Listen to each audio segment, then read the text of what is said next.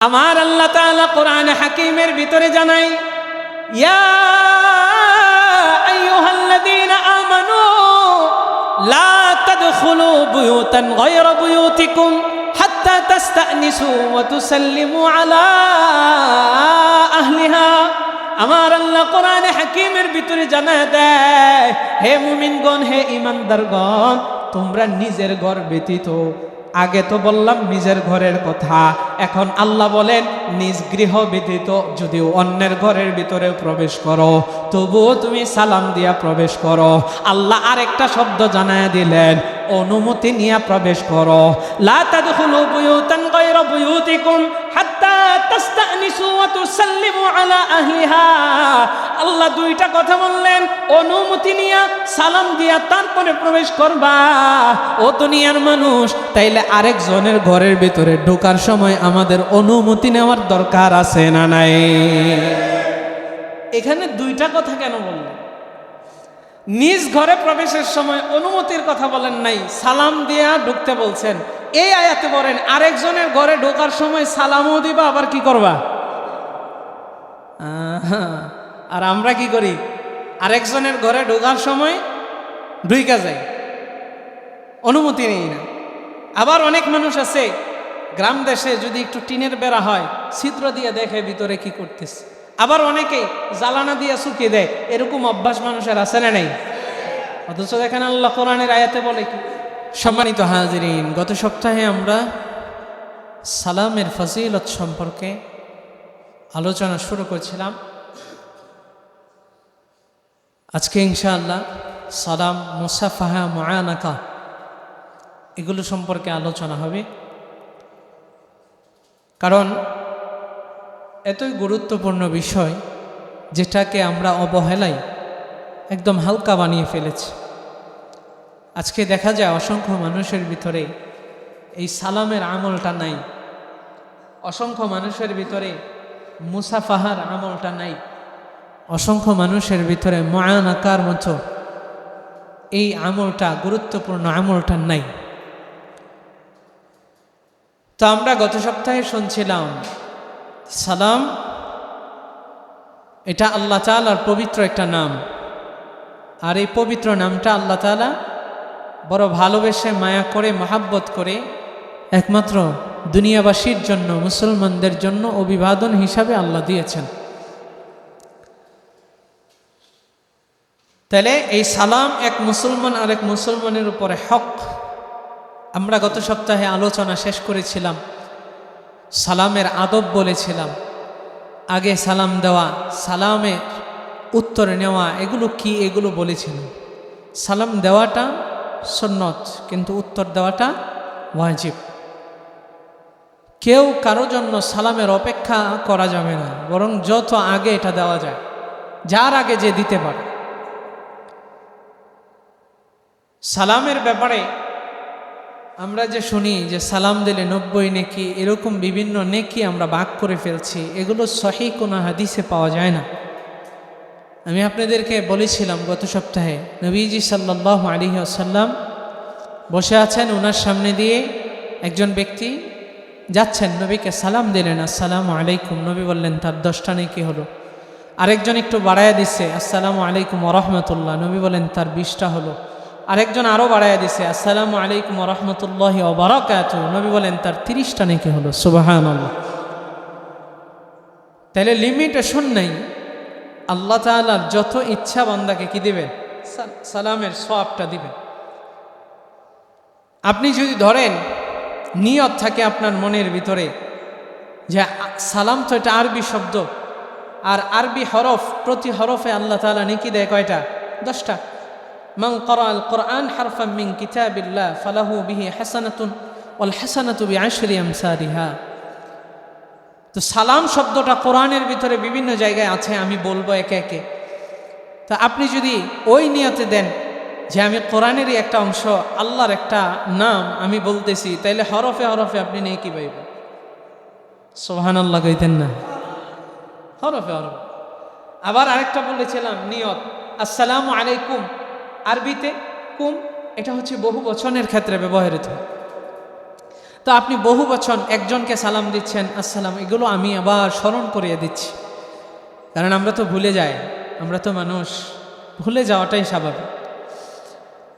তো আপনি একজন মানুষকে তোমাদের বলতে পারো না, একজন মানুষকে বলতে পারেন তোমার উপর, কিন্তু কুম দ্বারা তোমাদের বোঝানো হয়েছে।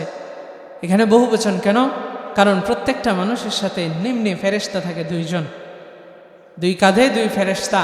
তাইলে আপনি একজন ব্যক্তি আর দুই ফেরেশতা, নিম্নে দুইজন ফেরেশতা থাকে, তাইলে দুই ফেরেশতা হইল কয়জন?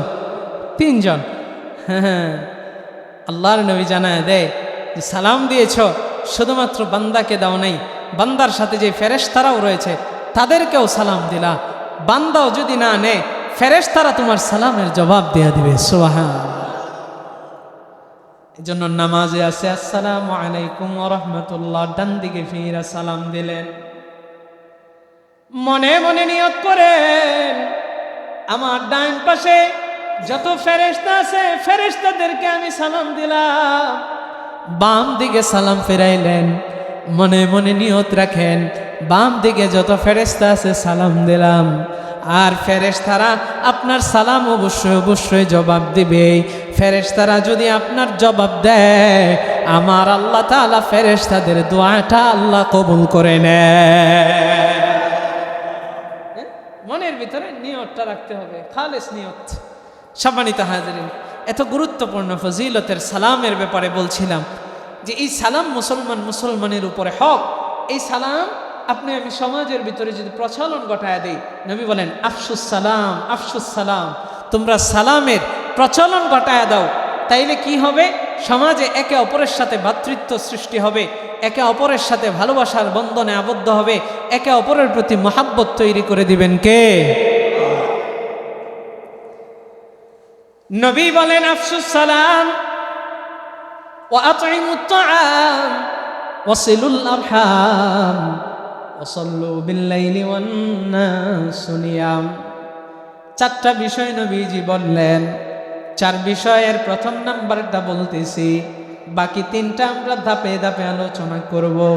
আল্লাহর নবী বলেন এই চার কাজ যদি কেউ করে তাদখুলুনাল জান্নাতা বিসালাম, সে শান্তিতে নির্বিঘ্নে জান্নাতের ভিতরে প্রবেশ করবে। এই হাদিসের ভিতরে চারটা বিষয়, আফসুস সালাম ওয়া আতঈমুত তাআম ওয়া সিলুল আরহাম ওয়া সাল্লু বিল-লাইলি ওয়ান-নাসু নিয়াম। এই চারটা বিষয় নবী বলেন, চার বিষয় যার ভিতরে থাকবে তাদখুলুনাল জান্নাতা বিসালাম, শান্তিতে নির্বিঘ্নে টেনশন মুক্ত হয়ে সে জান্নাতের ভিতরে প্রবেশ করবে। সুবহানাল্লাহ। তাহলে আমরা প্রথম নাম্বার আলোচনা করতেছি।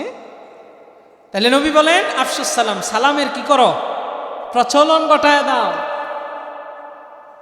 সালামের একটা পরিবেশ সৃষ্টি করে দাও। আর দুনিয়ার মানুষ গভীর মনোযোগ। এই জন্য আপনি কোন মুসলমান ভাইকে দেখলেন সালাম দিবেন। ও দুনিয়ার মানুষ রে, ছোটদেরকে বড়রা দিবে, বড়রা ছোটদেরকে দিবে, ছোটরা বড়দের কাছ থেকে শিখবে। কারো দিকে হাঁ করে তাকায়া থাকা যাবে না, সে আমাকে সালাম দিবে, তাইলে আপনি অহংকারী হবেন। দুনিয়ার মানুষ একজন আর একজনকে সালাম দেওয়া শিখেন। ও দুনিয়ার মানুষ রে, শুধু তাই নয়, ঘরের ভিতরে যদি আপনি প্রবেশ করেন সেখানেও সালামের প্রচলন ঘটায়া দেন। আমার আল্লাহ তাআলা কোরআনে হাকিমের ভিতরে জানায় দেয়, ফাইযা দাখালতুম বুয়ুতান ফাসাল্লিমু আলা আনফুসিকুম তাহিয়াতাম মিন ইনদিল্লাহি মুবারাকাতান তাইয়্যিবা। আল্লাহ বলেন, ও দুনিয়ার মানুষ শুনিয়া লও, তোমরা যখন ঘরের ভিতরে প্রবেশ করবা, নিজ ঘরের ভিতরে, তখন তোমরা ঘরের ভিতরে সালাম দাও। ও দুনিয়ার মানুষ, যদি আপনি সালাম দেন তাইলে উভয়ের উপরে, ঘরওয়ালা এবং আপনার উপরে আল্লাহ তাআলা রহমত বর্ষণ করবে। তাইলে ঘরের ভিতরে ঢোকার সময় দিবেন কি? আরো জোরে বলেন, কি দিবেন? আমার আল্লাহ আদেশ দিয়ে দিছে ঘরের ভিতরে সালাম দিবেন। আজকে আমরা ঘর থেকে ঘরের ভিতরে ঢোকার সময় সালাম দেই না, রহমতুল নাই। ঘরের দরওয়াজার ভিতরে টোকা দিবেন, সালাম দিবেন, সালামের আওয়াজে বিবি সাহেব উত্তর নিবে, উভয়ের উপরে রহমত নাজিল করবেন আল্লাহ। সালাম দিবেন, ভিতর থেকে মা সালামের জবাব দিবে, সালাম দিবেন, ভিতর থেকে সন্তান সালামের জবাব দিবে। ও দুনিয়ার মানুষ, আপনি আপনার পরিবার থেকে বিদায় নিবেন, তবুও সালাম দিয়া বিদায় নেন, উভয়ের উপরে রহমত নাজিল হবে, উভয়ের উপরে শান্তি রহমত নাজিল হবে। আমরা আজকে কি করি? সালাম দেই না, বলি বাই বাই। কি কই? টাটা। পিচ্ছি বলাবা টাটা। তা আমি আমার মাইয়ারে, বাচ্চা 16-17 মাসে, তা আমার মেয়েরে তো সবসময় সালাম, তার মাও সালাম শিখায়, আমিও সালাম শিখায়। তো আমার আব্বু যখন এই বের হয় বাসা থেকে, একদিন দেখে আমার এই ছোট্ট মেয়েটা আমার বাবারে এরকম করতেছে, বাই বাই দিতেছে আর কি। অত আর বাই বাই বলতে পারে না, এবার বলতেছে। আমি বললাম, আম্মু তোমার দাদুরে দাও, সালাম দাও, বিদায় দাও। দরজার ভিতর দাঁড়ায় হাত দিয়ে এরকম করে। আশ্চর্য হয়ে গেলাম, কিরে আমরা তো কখনো হাত দিয়ে এরকম করি না, বাচ্চা সে এটা করে কেমনে? ওই আমাদের নিচতলায় যে ভাড়াটিয়া আছে, ওই ভাড়াটিয়া তারে শিখাইছে, এটা একদিনে শিখা ফেলাইছে, সালাম এতদিন শিখাইতেছি পারে। কাহিনী পরে উদ্ঘাটন করছে যে এটা কোত্থেকে শিখলো। তো নিচতলার ভাড়াটিয়া, তাদের 2 মাইয়া আমার মেয়েরে এটা শিখায়, এটা শিখছে। তো সম্মানিত হাজিরিন, বাচ্চাদেরকে শিখাইবেন সালাম, আপনি টাটা শেখান, বাই বাই শেখান, তো আপনারা ওই গুড বাই জানাই, শান্তি আর আপনার উপরে আসবে না, সন্তানের উপরে আসবে। এই জন্য এগুলো শিক্ষা দিতে হয় ছোটবেলা থেকে। কি কালচার হয়ে গেছে আমাদের। তাহলে ঘরের ভিতরে ঢুকবেন, সালাম দিয়ে ঢুকবেন। দরজার ভিতরে টোকা দিলেন, সালাম দেন, বউ ভিতর থেকে খুশি হয়ে যাবে। আর আমরা ঘরের দরজার ভিতরে দিয়ে টোকা দেই, ডাক দেই, বিবি সাহেবের নাম দইরা বা রাগ দেয়, খোলস নাকি। তাহলে বরকত হবে কোথায়? সম্মানিত হাজিরিন, তাহলে আমাদের আফসুস সালাম, সালামের প্রচলন কথা হইতে। আল্লাহ কোরআনে বলেছেন, ফাইদা দাখালতুম বুয়ুতান ফাসাল্লিমু আলা আনফুসিকুম তাহিয়াতাম মিন ইনদিল্লাহি মুবারাকাতান তাইয়্যিবা। এটা তোমাদের জন্য উত্তম হবে, মুবারকময় হবে যদি সালাম দিয়ে প্রবেশ করো। তাহলে আমরা আজকে থেকে ইনশাআল্লাহ নিজের ঘরে প্রবেশের সময় সালাম দিব তো ইনশাআল্লাহ। এখন পরের ঘরে যদি ঢুকে আরেকজনের ঘরে, তাইলে কি করবেন সেই সম্পর্কে আল্লাহ কোরআনে আয়াত নাজিল করেছেন। জোরে কোন সুবহানাল্লাহ। আমার আল্লাহ তাআলা কোরআনে হাকিমের ভিতরে জানাই, ইয়া আইয়ুহাল্লাযীনা আমানু লা তাদখুলু বুয়ুতান গায়রা বুয়ুতিকুম হাত্তা তাস্তানিসু ওয়া তুসাল্লিমু আলা আহলিহা। আমার আল্লাহ কোরআনে হাকিমের ভিতরে জানায় দেয়, হে মুমিনগণ, হে ইমানদারগণ, তোমরা নিজের ঘর ব্যতীত, আগে তো বললাম নিজের ঘরের কথা, এখন আল্লাহ বলেন নিজ গৃহ ব্যতীত যদিও অন্যের ঘরের ভিতরে প্রবেশ করো, তবুও তুমি সালাম দিয়া প্রবেশ করো। আল্লাহ আরেকটা শব্দ জানায় দিলেন, অনুমতি নিয়ে প্রবেশ করো। লা তাদখুলু বুয়ুতান গায়রা বুয়ুতিকুম হাত্তা তাস্তানিসু ওয়া তুসাল্লিমু আলা আহলিহা। আল্লাহ 2টা কথা বললেন, অনুমতি নিয়ে সালাম দিয়া তারপরে প্রবেশ করবা। ও দুনিয়ার মানুষ, তাইলে আরেকজনের ঘরের ভিতরে ঢোকার সময় আমাদের অনুমতি নেওয়ার দরকার আছে না নাই? এখানে 2টা কথা কেন বললেন? নিজ ঘরে প্রবেশের সময় অনুমতির কথা বলেন নাই, সালাম দিয়া ঢুকতে বলছেন। এই আয়াতে বলেন আরেকজনের ঘরে ঢোকার সময় সালামও দিবা, আবার কি করবা? আর আমরা কি করি? আরেকজনের ঘরে ঢোকার সময় ঢুইকা যাই, অনুমতি নেই না। আবার অনেক মানুষ আছে গ্রাম দেশে যদি একটু টিনের বেড়া হয়, ছিদ্র দিয়ে দেখে ভিতরে কি করতেছে। আবার অনেকেই জ্বালানা দিয়ে শুকিয়ে দেয়, এরকম অভ্যাস মানুষের আছে না নেই? অথচ দেখেন আল্লাহ কোরআনের আয়াতে বলে কি, আল্লাহ বলতেছেন অনুমতি নেবা। কেন? কারণ ভিতরে মহিলারা থাকতে পারে, ভিতরের যে মানুষটা আছে ওই মানুষটা তোমার সাথে পর্দা করা ফরজ, তুমি অনুমতি নিবা, সালাম দিবা। সালাম দেওয়ার পরে ভিতরে মানুষটা যদি থাকে, কোনো কাপড় চোপড় যদি তার একটু অগোছালো থাকে, সে যদি অন্যভাবে শুয়ে থাকে তাহলে সাথে সাথে সে যেন তার পোশাকটা সুন্দরভাবে পরিধান করতে পারে। সে অগোছালো থাকলে সে যেন গুছগাছ হতে পারে, তারপরে তোমাকে অনুমতি দিলে পরে প্রবেশ করো। ইসলাম কত সুন্দর। আর আমরা করি কি, সালাম তো দূরে থাক, ঠাস করে ঢুকে যায়। মনের ভিতরে অনেকের খারাপই নিয়ে ঢোকে, যে ভিতরে দেখমু কে কি করতেছে। বেড়ার চিপা দিয়া চুকি দেয়, জ্বালানা দিয়া চুকি দেয়। এরকম গ্রাম দেশে একটু বেশি হয়, জ্বালানা দিয়া উকি দেওয়াটা খুব খারাপ অভ্যাস। যেই জায়গায় আল্লাহ বলেন অনুমতি নিয়ে সালাম দিয়া প্রবেশ কর। যদি অনুমতি না দেয় কেউ তাহলে ঢোকা যাবে না। অনুমতি না দিলে কি করা যাবে না, ঢোকাও যাবে না, প্রবেশও করা যাবে না। অনুমতি নাই, বাস আপনি ফিরে চলে আসবেন। সাহাবীদের এরকম অনেক ঘটনা আছে, আজকে এগুলো বলবো না, সময় চলে যাবে। আমি ভাবছি এই বিষয়টা শেষ করব। আল্লাহু আকবার। তাহলে আমরা ইনশাআল্লাহ আজকে থেকে অন্যের ঘরে যখন প্রবেশ করব তখন সালাম দিব। সালামের জবাব শুই না, সে যদি ভিতরে কোনো অগোছালোভাবে থাকে, গুছগাছ হবে, এরপরে অনুমতি নেব, আমি কি আসতে পারি? যদি ভিতর থেকে বলে আসেন তাহলে যাব, আর যদি ভিতর থেকে কোনো সারা শব্দ না আসে, অনুমতি না মেলে, তাহলে কি করব? ব্যাক করব, চলে আসব। এটাই হচ্ছে সুন্নাত তরিকা, এটাই হচ্ছে আল্লাহর আদেশ। মানব তো ইনশাআল্লাহ। যে বয়ান যে করি শুধুমাত্র এই এমনি যদি এক কান দিয়া ঢোকান আরেক কান দিয়া বের করে ফেলেন, তাইলে আমাদের পরিবর্তন ঘটবে না। পরিবর্তন ঘটাইতে হবে, চেষ্টা করতে হবে, আমল করতে হবে ইনশাআল্লাহ। আমরা সালামের বিষয়টা এখানেই খালাস করি।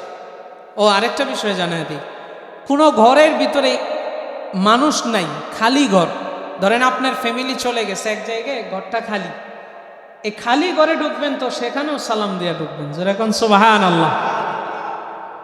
আমার আপনার নবী সরকারে দো আলম নবী রহমতের নবী জানা দেয়, কোন ঘরের ভিতরে মানুষ নাই, আপনি খালি ঘরের ভিতরে প্রবেশ করবেন, ওই খালি ঘরে প্রবেশের সময় আপনি সালাম দিবেন।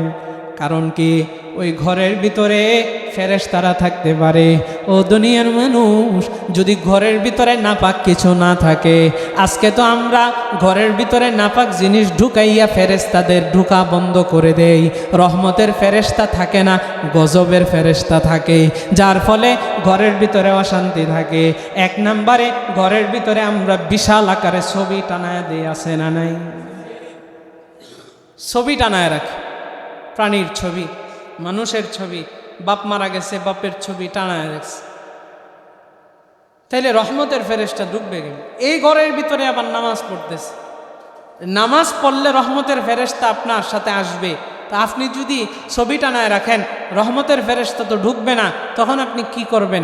ছবি টানানোর কারণে দুনিয়ার মানুষরে রহমতের ফেরেশতা ঢুকতে পারল না, আপনার নামাজটাও তো হইল না। এরা দুনিয়ার মানুষ, এই জন্য ঘরের ভিতরে যদি ছবি থাকে, ছবিগুলো উল্টায় রাখবেন। যদি আপনার দেখতেই মনে চায়, ছবিগুলো ঢাইকা রাখবেন, যখন মনে চায় দেখলেন। দুনিয়ার মানুষরে আমি আপনাকে ওই মাসলা দিয়ে যাচ্ছি না, কারণ মাসলা বলতে গেলে অনেক লম্বা হয়ে যাবে। তাইলে খালি ঘরের ভিতরে ঢুকবেন তো সালাম দেয়া ঢুকবেন, সেই সালামটা একটু ভিন্ন। আমার মায়ের নবী রহমতের নবী জানা দেয়, আপনি আমি তাশাহুদের ভিতরে একটা সালাম পাঠ করি, আসসালামু আলাইনা ওয়া আলা ইবাদিল্লাহিস সালিহিন। নবী বলেন, খালি ঘরের ভিতরে যখন প্রবেশ করবা, তখন আসসালামু আলাইনা ওয়া আলা ইবাদিল্লাহিস সালিহিন, এই সালামটা দিয়া প্রবেশ করবা। এই সালামের অর্থের ভিতরে আছে আল্লাহ তাআলা এই ঘরের ভিতরে যারা বসবাস করে, তোমাদের উপরে, আমাদের উপরে, সবার উপরে আল্লাহ রহমত বর্ষণ করুক। জোরে কোন সুবহানাল্লাহ। কত সুন্দর। তাহলে আমরা ইনশাআল্লাহ আজকে থেকে সালামের প্রচলন ঘটাবো তো ইনশাআল্লাহ। আফসুস সালাম, সালামের প্রচলন ঘটাবো। এবার আসেন মুসাফাহা, সংক্ষেপ করে করে সামনের দিকে যাই। সালাম যেরকম সুন্নত, মুসাফাহা এরকম সুন্নত। মুসাফাহা কি? তাহলে হাতের সাথে হাত মেলানো। মুসাফাহা কিভাবে করবেন এটারও সুন্নত তরিকা আছে। তো মুসাফাহা সালাম যেরকম সুন্নত, মুসাফাহা সুন্নত। মুসাফাহার দ্বারা কি হয়?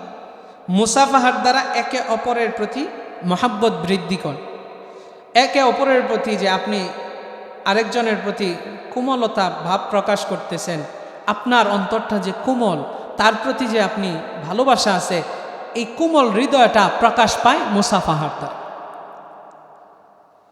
মুসাফাহার সুন্নত তরিকা আমাদের দেশের ভিতরে অনেকে এটা জানি না বা জানলেও আমল করতে চাই না। মুসাফাহা আমাদের ভিতর থেকে উঠে গেছে।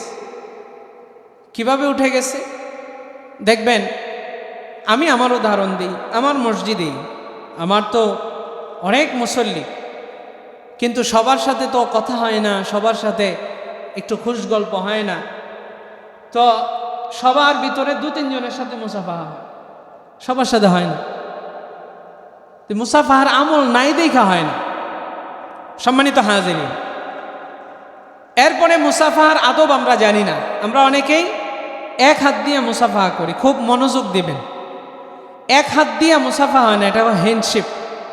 তবে উজরতান ওই মাসলাও আমি বলে দিচ্ছি। মুসাফাহা করতে হবে 2 হাতে। কয় হাতে? 2 হাতে। এক হাতে মুসাফাহার ব্যাপারে আমাদের দেশে লামাযহাবী সম্প্রদায় যারা, অর্থাৎ যারা মাযহাব মানে না, যাদেরকে আহলে হাদিস বলা হয়, এরকম লামাযহাবের তাদের ভিতরে আবার কিছু দল আছে, তাদের ভিতরেও দল আছে। এক দলের কথা হচ্ছে যে এক হাতেই মুসাফা করতে হবে। তারা দলিল দেয় কি? বলে এক সাহাবী নবীজির সাথে মুসাফা করছে। কার সাথে? নবীজির সাথে। আপনাদের মনোযোগ আছে? নবীজির সাথে মুসাফা করছে। বলে ওয়াকানা ইয়াদি বাইনা ইয়াদাইহি সাল্লাল্লাহু আলাইহি ওয়াসাল্লাম। খুব খুশ কিসমতের সাথে বলতেছে ওই সাহাবী অন্য সাহাবীদেরকে বলতেছে যে জানো, আমার হাতটা না নবীজির হাতের মধ্যে ছিল। জোরে কোন সুবহানাল্লাহ। তো কিভাবে খুশ কিসমতের কথা জানাইতেছে আমি আপনাদেরকে একটু দেখাই। হাজী সাহেব কষ্ট করে হাতটা দেন। এই যে হাজী সাহেব হাত 2 হাত দিছে, দেখেন একটু। উনার 2 হাতের মাঝখানে আমার হাত। সাহাবী বলতেছে ওয়াকানা ইয়াদি বাইনা ইয়াদাইহি সাল্লাল্লাহু আলাইহি সাল্লাম। জানো, আমার হাত না নবীজির হাতের ভিতরে ছিল। তার মানে নবীজির 2 হাতের, হ্যাঁ ধরেই রাখেন, নবীজির 2 হাতের ভিতরে তার হাত যে ছিল, এটা সে খুব কিসমতের কথা সে জানাইতেছে। সম্মানিত হাজিরিন, এটাকে দলিল বানায় বলে যে সাহাবীর হাত নবীজির হাতের মধ্যে ছিল, তার মানে এক হাত দিয়া মুসাফা করছে। নবীজির হাতের ভিতরে থাকলে নবীজির হাত আছে 2টা। কয়টা? তো সাহাবীর হাত ভিতরে যেহেতু আছে একটা হাত, সাহাবীর হাত বাম আরেক হাত কোথায় ছিল? ও দুনিয়ার মানুষ, যেখানে নবীজির 2 হাত দিয়ে ধরে রাখছে, সেই জায়গার ভিতরে সাহাবী কি 1 হাত দিয়ে ধরে রাখছে? একজন সাহাবীর থেকে এরকম দৃষ্টতা প্রকাশ পেতে পারে? কি বলেন আপনি? গর্ব করে সাহাবী বলতেছে ওয়াকানা ইয়াদি বাইনা ইয়াদাইহি, আমার হাত নবীজির হাতের মধ্যে ছিল। এটা গর্ব করে বলতেছে। তো নবীজি 2 হাত ধরে রাখছে আর সাহাবী 1 হাত ধরে রাখবে, এরকম দৃষ্টতা একজন সাহাবী দিতে পারে? তারা এটার দলিল বানায় যে সাহাবী তো বলে নাই তার আরেক হাত কইছিল। আর এটা তো জ্ঞানের পরিচয় দিতে হবে, বিবেক দিয়ে চিন্তা করে বলতে হবে। এই জন্য ফুকাহায়ে কেরামগণ বলেন যে সাহাবী খুশ কিসমতের কথা জানাইতেছে, নবীজির হাতের মধ্যে আমার হাত ছিল, তার আরেক হাতও নবীজির হাতের উপরে ছিল। জোরে কোন সুবহানাল্লাহ। এই জন্য মুসাফা করতে হবে কয় হাতে? আরে দুনিয়ার মানুষ, মুসাফা যখন আপনি করবেন তখন মুসাফার একটা দোয়া আছে, ইয়াগফিরুল্লাহু লানা ওয়া লাকুম। ইয়াগফিরুল্লাহ, আল্লাহ তোমাকে এবং আমাকে, লানা ওয়া লাকুম তোমাকে এবং আমাকে ক্ষমা করে দেখ। জোরে কোন সুবহানাল্লাহ। আপনি দোয়া করলেন, আপনার সাথে যে মুসাফা করলো সেও দোয়া করলো। ও দুনিয়ার মানুষ রে, 2 জন মুসাফা করলেন, আল্লাহ তাআলার কাছে দোয়া করলেন, নবীজি সাল্লাল্লাহু আলাইহি ওয়াসাল্লাম বলেন মুসাফাহার এত ফায়দা, আপনি একজনের হাতটা ধরলেন, আপনার হাতটাও আরেকজন ধরলো, আল্লাহ তাআলা আপনাদের উপরে রহমত নাজিল করবে, আপনার আমার কোমল হৃদয়তা একজন আরেকজনের প্রতি ভালোবাসা বৃদ্ধি পাবে।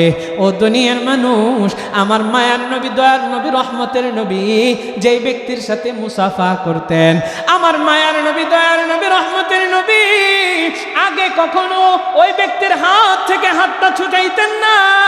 ওই ব্যক্তি যতক্ষণ না পর্যন্ত তার হাতটা সরায় না নিত, ততক্ষণ পর্যন্ত আমার মায়ের নবী তার হাতটাই ধরে রাখতেন। জোরে কোন সুবহানাল্লাহ। মানে এত ফজিলত, নবীজি সাল্লাল্লাহু আলাইহি সাল্লাম হাত ধরেই রাখতেন যতক্ষণ না ওই ব্যক্তি হাত না ছোটাইতো, এবং তার দিক থেকে নবীজি দৃষ্টিও সরাইতেন না। ভাই, আজকে আমাদের সুন্নত তরিকা নাই বিদায় তো আমাদের ভিতরে ভালোবাসা নাই, একজন আরেকজনের বিরুদ্ধে কই কি এক ছোট্ট ছোট্ট বিষয় নিয়ে আমাদের ভিতরে মারামারি। হ্যাঁ, ছোট্ট ছোট্ট, আমি মাঝে মাঝে আশ্চর্য হয়ে যায়। ভাই, আকীদা আপনি আপনারটা নিয়ে থাকেন, আমি আমারটা নিয়ে থাকি, আমারটা যদি আপনি না বুঝেন আপনি আমার বিরোধিতা করবেন কেন? আমি তো আপনার নামে সমালোচনা করি না, আমি তো বলি না অমুকে খারাপ, তমুকে খারাপ, সে এটা কেন করতেছে, এই সে, আমি তো বলি না। আমি কোরআন হাদিস অনুযায়ী আপনাকে বুঝাবো, আপনি বুঝলে বুঝবেন, না বুঝলে নাই, আপনারটা নিয়ে আপনি কবরে যাইবেন, আমার কি? কিন্তু আমি যেহেতু এই দায়িত্বে আছি, এই মিম্বারের ভিতরে বসে গেছি, আমার তো আল্লাহর কাছে জবাব দিতে হবে, এটা তো আমার আমানতের চেয়ার। কোরআন হাদিস যা আমি পড়েছি তা আমি জানাইতেছি, আপনার ভালো লাগতেছে না চুপ থাকেন, আমাকে আপনার পছন্দ না চুপ থাকেন, সমালোচনা করবেন, আপনি গীবত করবেন, তো গুনাহগার হইতেছেন। গীবত কারে কয় এটা অনেকেই জানেন। এই যে আমরা যে কোরআন হাদিসের বয়ান করে বিভিন্ন ধরনের খারাপ কথা, বিভিন্ন মানুষের যে খারাপিগুলো আমরা তুলে ধরি, যার ভিতরে এই রূপটা আছে, সে বলে হুজুরে গীবত কইতেছে। ধরেন একজনে সুদ খায়, একজনে ঘুষ খায়, আমি সুদের বিরুদ্ধে বলতেছি, কোরআন হাদিস থেকে বয়ান করতেছি, সুদ করে দোকানে পয়সা পয়সা বলতেছে, হুজুর আমার বিরুদ্ধে কয়, গীবত করে হুজুরে। একজনে শিরিক করে, একজনে আপনার কি করে, মাজার পূজা করে, আমি এগুলা বলতেছি, পূজার বিরুদ্ধে বলতেছি, শিরিকের বিরুদ্ধে বলতেছি। আপনি জিয়ারত করেন, আমি তো জিয়ারতের বিরুদ্ধে বলি নাই। আপনি বলতেছেন হ্যাঁ হুজুরে আমগর বিরুদ্ধে কয়, হুজুর বালা না, আমার বিরুদ্ধে আপনারা গীবত করতেছেন। গীবত কারে কয় এটাই তো বুঝেন না ভাই। ওই আপনি যে আমার বিরুদ্ধে পয়সা পয়সা সমালোচনা করতেছেন আমাকে অপদস্থ করার জন্য, এটাকে বলা হয় গীবত। কিন্তু আপনার ঈমানকে কোরআন হাদিস দিয়া পরিশুদ্ধ করার জন্য যদি আমি আপনার ভুল ধরি, এটা গীবত নয়, এটা বরঞ্চ যারা ঈমানচুর তাদের বিরুদ্ধে যদি বলা হয় তাইলে এটা হক কথা বলা হইল, এটা গীবত নয়। সম্মানিত হাজির, বুঝি না আমরা, কি যে বুঝি না তাও বুঝি না। নরসিংদী এক জায়গায় জুম্মা পড়াইতাম, সেখানে বলে হুজুর বালানা। কেন বালানা? হুজুর উল্টা পাল্টা বক্তব্য দেয়, আমগোর বিরুদ্ধে যায়, হুজুর বালানা। তখন আমার ভুল তো ধরতে পারে না, কি করবে? কারণ আমি তো সব দলিল রেখে দেই, রেকর্ড হচ্ছে, ভিডিও হচ্ছে, আমি ভিডিও 100 আলেমের সামনে আমি প্রকাশ করবো, দেখেন আমার ভিডিওতে আমার কোনো ভুল আছে কিনা। আমার ভুল তো ধরতে পারে না। হুজুর সুর দেয়া কোরআন তেলাওয়াত করে, সুর দেয়া কোরআন কি এই তেলাওয়াত করা জায়েজ আছে? বুঝতেছেন না, ভুল নাই, এখন কি করবো? সুর দেয়া কোরআন তেলাওয়াত করে, সুর দিয়া কোরআন তেলাওয়াতকে জায়েজ আছে। এটা হলো আহলে হাদিসের লোকেরা আর কি, ওই সময় আমার বলছি। সম্মানিত হাজিরিন, এটা এরকম দেখবেন, আমারে দেখতারে না, একজনের ভালো লাগে না, তার বিরুদ্ধে যাইতেছে, আমার ভুল ধরতে পারে না, এখন কি করবে? বলবে হুজুর যে ভিডিও করে এটা কি জায়েজ আছে? আশ্চর্য অবস্থা। এটার ফতোয়া জেনে নেন। পৃথিবীর ভিতরে অনলাইন নামক ইউটিউব বলেন, টিকটক বলেন, বিভিন্ন গণমাধ্যম, ইউটিউব মাধ্যম বা অনলাইন ভিত্তিক অনেক কিছু আমাদের সামনে প্রকাশ পেয়েছে। এখন এগুলার ভিতরে, এগুলো বানাইছি তো বিধর্মীরা, বুঝছেন কথা, এগুলার ভিতরে গান আছে, নাচ আছে, যত খারাপ আছে, অশ্লীলতা সব কিছু আছে। তারা তো এটা প্রকাশ মানুষের ভিতরে ছড়াইয়া দেওয়ার জন্য, অশ্লীলতা ছড়াইয়া দেওয়ার জন্যই তারা এটা করছে, যাতে মুসলমানদের ঈমান ধ্বংস হয়।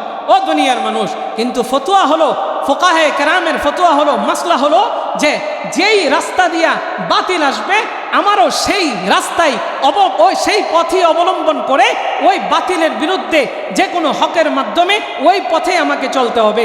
বাতিল আসছে ইউটিউবের মাধ্যমে বিভিন্ন গান বাজনা দিয়া, তাইলে আমার হকের কাজ করতে হবে বিভিন্ন সঙ্গীতের মাধ্যমে, ভিডিও করতে হবে, বিভিন্ন ওয়াজ এই ইউটিউবের ভিতরে ছড়ায় দিতে হবে, যাতে করে শুধুমাত্র ইউটিউবে ঢুকলেই গান বাজনা আপনার চোখের সামনে না আসে, যাতে ওয়াজও আপনি দেখতে পারেন, গজলও শুনতে পারেন। শুধুমাত্র গান বাজনা শুই না ইমানটা আপনার ধ্বংস না হয়। সেই জন্য ফুকাহায়ে কেরাম বলেন বাতিল যেই পথে আসবে হকও সেই পথে, সেই পথকে অবলম্বন করেই বাতিলের বিরুদ্ধাচরণ তার করতে হবে। এই জন্যই তো এখন একজন পছন্দ করে না, সে না করুক, সেটা তার বিষয়, কিন্তু এটাকে হারাম বলতে পারবে না, না জায়েজ বলতে পারবে না। সম্মানিত হাজির, বাইতুল মোকাররমের সম্মানিত খতিব সাহেব, আমাদের সেরেতাজ, আমাদের উস্তাদ আল্লামা আব্দুল মালিক হাফিজাহুল্লাহ, তিনি যে বাংলাদেশের ভিতরে যুগ শ্রেষ্ঠ আলেম, এটা এতদিন পর্যন্ত মানুষ অনেকেই জানতো না, উলামায়ে কেরাম তো জানতো। কারণ কি, তিনি মিডিয়ার সামনে আসেন নাই। এটা ওনার তবিয়ত যে আমি প্রকাশ হব না, মানুষের সামনে আমি কি হব না, প্রকাশ হব। কিন্তু আল্লাহ এখন প্রকাশ করে দিয়েছেন, চমকায় দিয়েছে। সম্মানিত হাজিরিন, এই জন্য বলার সুযোগ নাই যে হুজুররা পছন্দ করেন না, চুপ থাকেন। আপনি পছন্দ করেন না, আরো 100 জন পছন্দ করে। আপনার ভালো লাগে না ভাই, আপনারই তো আমি কাছে টাইনে নিতে চাই, ভালোবাসতে চাই, আপনি দূরে সইরা যান, আমি কি করব? আমার তো কিছু করার নেই। এই জন্য আমার সমালোচনা করেন না, আমিও আপনাদের সমালোচনা করব না, কেউ কারো সমালোচনা করব না ইনশাআল্লাহ। এক ব্যবসায়ী আরেক ব্যবসায়ীরে দেখতে পারেন, হ্যাঁ, এক ব্যবসায়ী আরেক ব্যবসায়ীর বিরুদ্ধে গীবত করতেছে, হ্যাঁ সব চুরির টাকা দিয়ে ব্যবসা করতেছে, করে বাটপারি। আমি নিজের কানে শুনছি এরকম বলে। তো এটা এরকমই ভাই, একজন আরেকজনের বিরুদ্ধে বললেন না, বরং দোয়া করবেন আল্লাহ ওনারে আগায়া দেখ, আল্লাহ ওনারে আরো চমকায়া দেখ।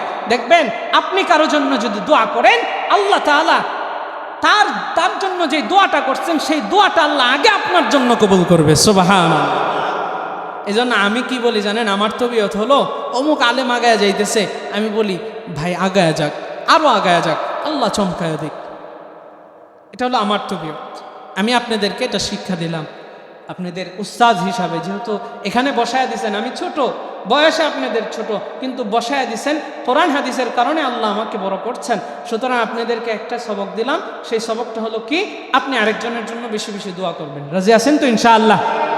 আপনাকে দেখবেন আল্লাহ চমকাবে ইনশাআল্লাহ। তাহলে মুসাফাহা সংক্ষেপে দিয়ে দিচ্ছি, এই মুসাফাহার আমল করবেন তো ইনশাআল্লাহ? দেখেন আপনার ভিতরে বন্ধুত্ব কেমনে হবে।